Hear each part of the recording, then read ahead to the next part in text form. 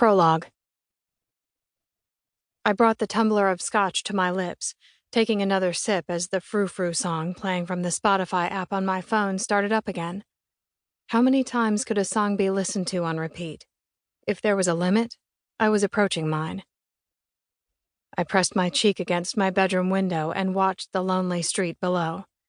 The glass was cold against my skin, a stark contrast to the liquor burning in my chest. Winter had set in just in time for the Thanksgiving holiday. The few people still out this late were well bundled in gloves and scarves, and hats pulled down over their ears. I still didn't have enough winter wear. There'd been no need for warm gloves in LA, and I'd only been in New York since September. My sister had already given me a hard time about it when she'd arrived earlier in the evening, and a shopping trip was on the agenda for the next day. My wardrobe would soon be remedied.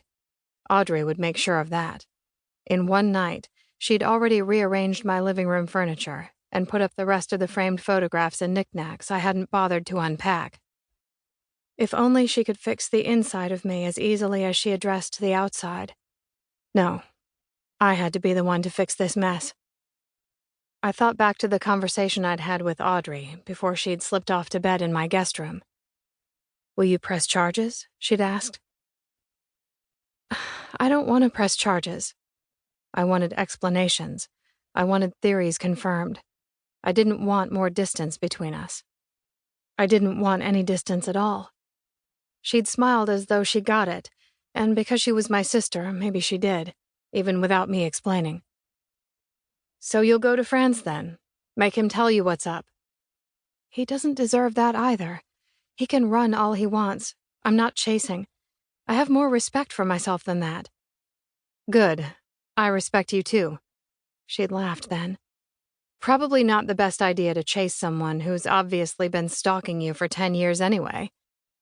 Probably not. Though I wasn't really worried about him. He was dangerous, yes. Dangerous to me. But he wouldn't hurt me. Not like that. Not the kind of hurt that anyone else could see. "You'll figure it out," she'd said in the end. "You always do." I knew what I had to do already. Just being bold enough to do it. Another sip of scotch. Another full listen to the old song on repeat. This time, when the silent pause came at the end, I put down my glass and reached over for the phone instead. I turned off the music, pulled up my contacts, and only shivered slightly when I found his name. 2 weeks had passed. I didn't have to do this now. But it might as well be now. I hit the call button and waited. It rang once, twice. It was after midnight here. He'd just be waking up. Another ring. Was he alone? One more ring. Then his voice. His voicemail, actually. I hadn't exactly expected him to answer, and it was easier leaving a message.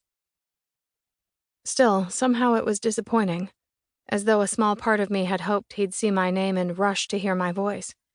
Wouldn't I rush to answer if he'd been the one to call? Maybe not. Probably not. The beep sounded and caught me off guard, but I was ready with what I wanted to say. "Donovan, it's me. I know about the file you have on me.